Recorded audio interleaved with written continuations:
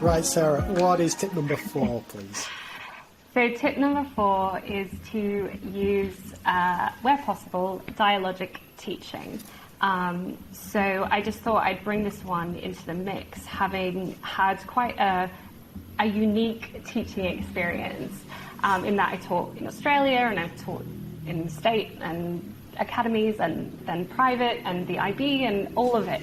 And I think one of the things that really got me into even educational research was working with Carl Hendrick when he was doing his PhD on dialogic teaching, and we did a research-led talk probably in 2016 on it.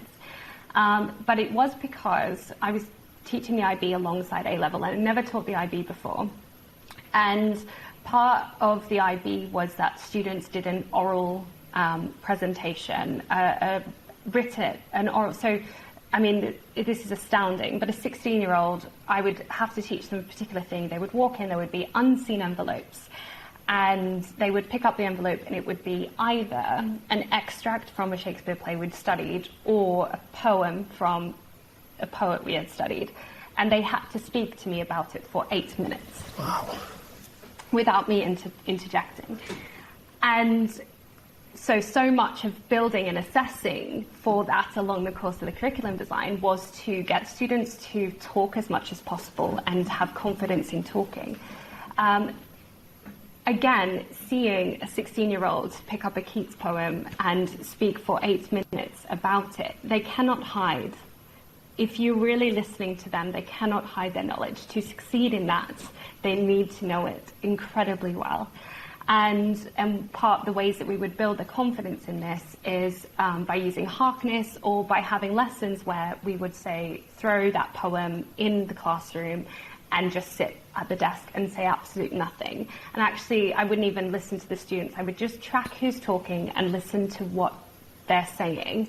So I wouldn't even look at them, I would just be on the desk, because if you really do tune into how your students are talking, you will really get an understanding as to how much they know. And I think the more we use this sometimes when we believe that our students are at that point of mastery, you wouldn't do this when they don't know nothing, because then the talk will be empty, much like throwing them into an assessment without any knowledge. But as you walk through, just say, right, we're going to just discuss this extract today.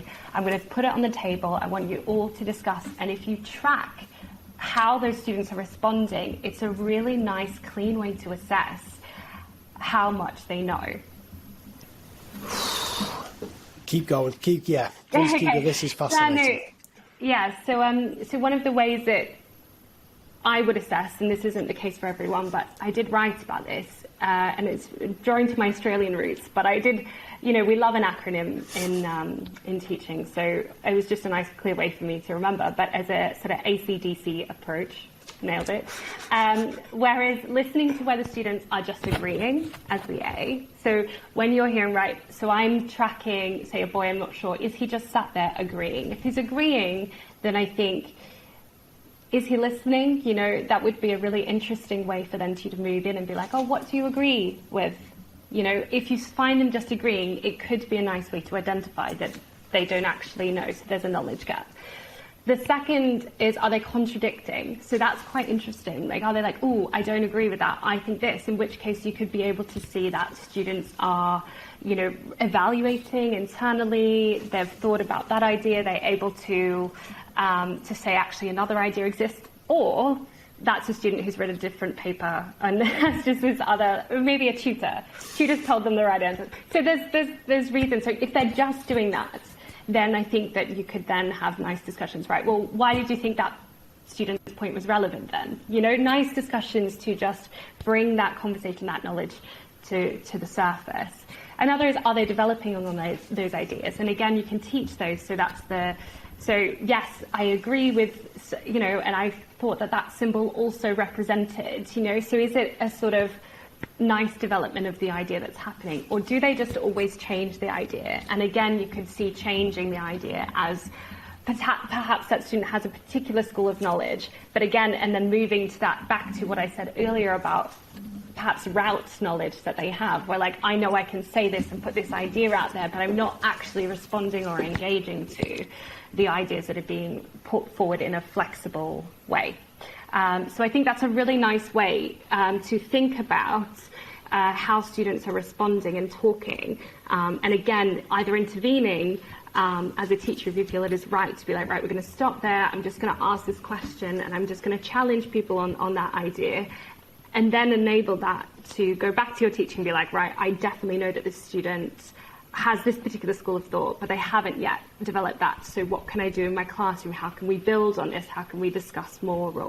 Or how can I reteach this other perspective so that that student understands that both schools of thought are a nice way to articulate? And I think it was Tom Sherrington a little while ago, he said, he sort of spoke about this briefly with you, but it was on Classroom Talk in general, making sure that all of this happens with sort of the accurate sentence stems up on the board, you know, just giving those platforms to say, yeah, I absolutely agree, but I would consider. You know, I have a class at the moment and they are incredible. They're very a mixed set, but all quite vulnerable students, quite fragile. So we are working every week to have a debate lesson. So every week we have a debate lesson, and we'll put up an idea, and you know, we might do some research around it or whatever. And then I basically say they have to position themselves in either agree or disagree. So it has to be predominantly one or the other. Now they can say obviously that they mostly agree with, but also understand. But at the very end of that, I say, right, I'm going to give you a minute now, and I want you to think about your sentence of your one sentence summary. So in summary, I believe that, you know, and giving those sentence stems so that they're able to put forward their argument in a considered, measured, but also in a evaluative way. And all of that is modeled for them throughout the process of those discussions. But obviously, as you get to A-level, or, you know, and again, something I stole from the IB that I absolutely use in A-level now, is just getting my students to have a conversation. They might have to go away and read some articles, different perspectives, different theories that I give them, but then this conversation is going to be a Harkness conversation. You are talking, and I am just there to really see how well they are engaging with that material and able to articulate that material. Flip it, Max, Sarah. This is a biggie. This is good. This right. What you're going to have to put up with now is just a big ramble where I try and pour out thoughts on this. God knows what's going to come out of my mouth here. First thing to say, I think that 8-minute thing, I would hate that. That is hard. That's hardcore. That right? That to speak 8 minutes on a subject without interrupting. That's serious stuff. Wow. One thing that I think certainly gets underrated. I've underrated how complex it is to have a productive conversation with a fellow student. And what I've done in the past is, you know, done an example on the board or whatever, discuss it with your partner. And the thing is, I've not appreciated what a skill that is to have that kind of conversation. I really like the idea of these verbal kind of stems, these sentence structures to have. It almost feels a bit, I don't know about you, it feels a bit awkward at first when you're saying to kids, you know, respond in this way. But the more you stick at it, the more they get used to it. And as long as you explain why you're doing this, and it'll transition to be able to write more fluently and so on, I think it works well. I'll tell you where I struggle. And I'm interested in your take on this. I find whenever kids are discussing things in pairs, I find it hard to assess versus them all holding up a mini whiteboard or something, because I can't get round, you know, it's hard to get round everybody and dedicate enough time to listening. So I'm interested in when you're circulating the room, or you mentioned kind of sitting at your desk and listening, are you targeting particular groups? I'm interested in how you get as much useful information as possible. And the second part is, I'm also interested in how you share good practice. Because if kids are like writing things down in the books and mini whiteboards, I can take a photo of that, I can grab it up and so on. But if I overhear a good conversation, or, you know, a good dialogue, how do I share that with the rest of the class? So they're my two questions. How are you assessing, and how are you sharing good practice? Yeah, it's again, good question. So I think when I'm talking about these class discussions, they are whole class usually. When you get to the point of complete autonomy, you would be looking more at a sort of A-level thing. Like I said, this is something for the end of. You want to put this at the end, probably more so when students have knowledge. And I think for that exact reason, that if I put it in pairs, you're right, I'm not sure, I can't be certain that conversations are happening that are honest. So if I sit at my desk and every single person is involved in this conversation, then I'm hearing everything that is said. So I did this with a GCSE class quite recently, and again, it was quite nice because it was about, like, so when I heard a really great idea, I would then interject and say, right, what Steph has just said is a really brilliant idea. Steph, can you draw everyone's attention to what page that was on, and can you repeat that for me, please? And then what ended up happening, which was quite nice, was that students would then say to each other, oh, I really liked that, can you repeat that? And again, it's modeling that idea that we're all here to share, we're all here together in that learning journey. And of course, I'm saying this, there's obviously so many processes behind doing this, such as, learning behaviors and having that nice environment, if you can possibly get it, where students are listening to each other, but where you build that then students can come together and listen to each other, and then even if you notice that a student is quite not responding to that conversation, you could just obviously give a prompt if you're willing, okay, well, what did everyone think about this, and then draw attention to one other student. But I think the process of me bringing it up today is because I think, and it comes to something that you've touched on just in your questions, I think as teachers, actually, we accidentally infer far too much. And there's great dialogues and scripts of teachers, and I would 100% encourage every single teacher to record a part of the lesson and script it and actually see what's going on with this. It's the same with verbal feedback, because often when a student is saying an idea, a teacher will actually sometimes just infer what the student was sort of saying to the right answer and be like, oh yes, yeah, that. And then conclude that student understands, because they've actually made that leap. Whereas by having more of a dialogical classroom, and it goes back to how I was phrasing before, I think you end up asking better questions. If you're thinking about, right, is this student actually exploring that? Are they developing on that idea? Are they just being contradictory to the students? Well, why do you think that's contradictory? Why do you think? And I think it enables you to really dig a little bit more deeper into exactly how much that student does know. And instead of just being like, right, I'm going to ask a question, we've had a little bit of a chat, but I've actually inferred from that student who was sort of on the right track what they meant. I know what they meant. Oh yes, you meant this. So I write that on the board and then we move on. Whereas actually, there's a lot to be said to be like, right, is that quite it? Like, have a discussion. Can we actually get to the purpose of that, and throwing it back just that little bit more often? It's really interesting, really interesting. Just one bonus question. This is a terrible question to ask you. I apologise. Before we move on to your fifth tip, a really bad question. You mentioned you've taught in Oz, in the US, and also in the UK. Obviously, there's kind of school-specific stuff going on and so on. Are there any general differences that you would pick up between the three countries that you think are fairly valid in terms of how they approach the teaching of English or teaching in general? Any trends that you think are kind of generalisable?